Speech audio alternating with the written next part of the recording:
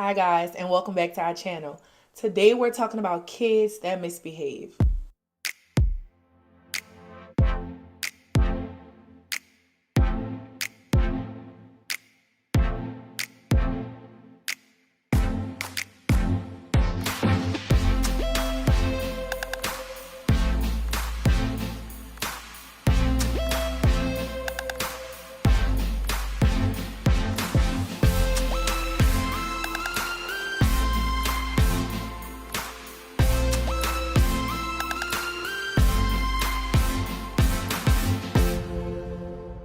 What is wrong with my kid? There are 4 steps that I would start with, or that I have started with in the past, to help combat negative behaviors before seeking further help. Number one, establish open communication with your child.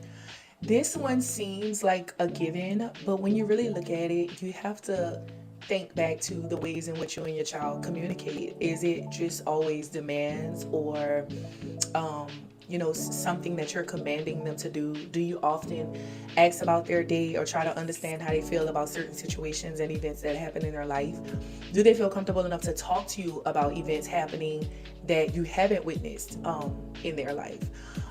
For myself, this is something that I had to work toward because I have multiple kids, and it can be tough sometimes to try to keep that level of communication open with all of them. I do have dinner with my children every night and try to just establish the habit of telling each other about our day. But I like to grab them one-on-one and just understand how they're feeling, talk to them about things that they may be working through that I don't understand. And I always try to have compassion. It's just like with your peers or other people your age. It's important to be genuine, because children can feel when you're not. So I think if you genuinely try to establish that communication, that is like the first layer of kind of getting to know your child and understanding how they feel, or getting a better idea of their character, because it constantly changes as they grow. The next thing is identify topics that are tough to discuss. So if you're talking to your child every day, you're gonna notice that some topics are hard for them to discuss, and some topics are gonna be hard for you as a parent to discuss. If my child has trouble discussing a particular class or something that happens with a particular student, but you're open to discussing everything else and you can communicate about everything else, I'm kind of gonna feel like there's some trigger in that class or something that's really upsetting you in that class to the point where you don't even want to talk about it. I feel like this is how you kind of dig in to figure out if your child's being bullied, or if they're repressing emotions, or holding things that they kind of don't want to deal with.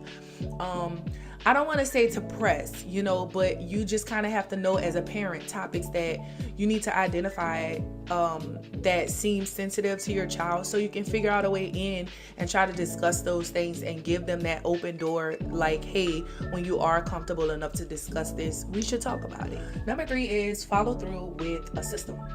So there are rewards and there are consequences. When your child behaves appropriately and does things that they're supposed to do, there should be rewards in place. You always want to reward positive behavior. And then on the other side of that, when your child misbehaves, you kind of want to have some consequences so that they understand that this is not something that you should do, or this is not a behavior that's favored in this house. I feel like when it comes to your child acting out in school, you kind of have to identify things that you can control first, and that's at home. If a child is getting away with being disrespectful at home, of course it's going to be a given that they feel like they can get away with that kind of behavior at school. I think that it's important to reinforce positive behaviors. I know a lot of parents kind of fixate on the negative, if you do something wrong, this is going to be your consequence. And when they do something right, we don't feel the need to reward, because you just kind of feel like this is what you're supposed to be doing. But I do think that children need to be rewarded when they do right, to motivate that positive behavior on a consistent basis. I do have a reward and consequence system for my children. You can find that video on the Great Kids page. So we do have a reward and consequence system. They're responsible for chores that they need to complete. They have a wheel that they spin when they do really well. They get a spin for each A on their report card. Or if they meet their chore goal, they receive allowance, or they can spin. And I think that it's important. It has definitely made a difference in my household to show them that when you do bad things will happen. And when you do good things will happen. A lot of times it's easy to point the finger at the school and feel like, well, what's going on in the school? But if your house is not in order, I don't think it's proper to try to attack the school when this is a behavior that could be happening at home. And honestly, I mean, I know it's tough. Like, a lot of schools or teachers will penalize because they feel like, even if you get away with this at home, I'm going to ensure that you don't get away with this at school. Or if they feel like the child gets away with stuff at home, then they're harder on them at school. So I would say you definitely have to clean house first and make sure that you're doing everything as a parent to show your child the difference between right and wrong at home, and setting that example at home, so then when they get to school, they kind of already know what's expected of them. Or if there is a problem at school, that you know how to address it because you're familiar with your child. You know your child first. Number 4 is to have your child evaluated. If you know that you've been doing everything for your child that you possibly can in the household, and you advocate for your child at school often to make sure that everything happening at the school is in line to what's happening at home, so that it's a full circle to motivate positive behavior and then target negative behaviors so that they don't continue, the next thing would probably be to get your child evaluated. Now, I know for sure in a Black community, it is like a lot to get a parent to have their child evaluated. Mental health in itself is like something that is very ignored in the Black household. From my experience, I'm not speaking for all Black people. I'm just saying personally from my experience, mental health is not something that's really commonly talked about enough.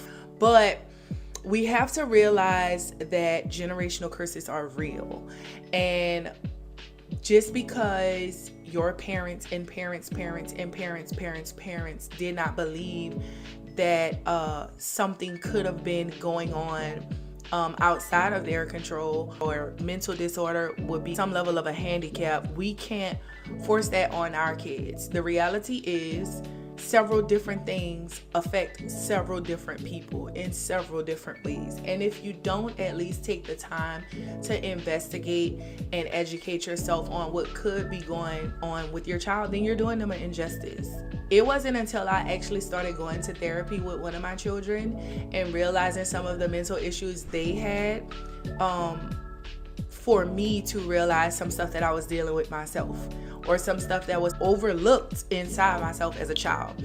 So I would definitely say that nothing's wrong with having your child evaluated. If you have your child evaluated and something comes back positive, this is an opportunity for you to learn about what's going on with them mentally, and then prepare yourself and your child's surroundings to accommodate that situation for the betterment of your child.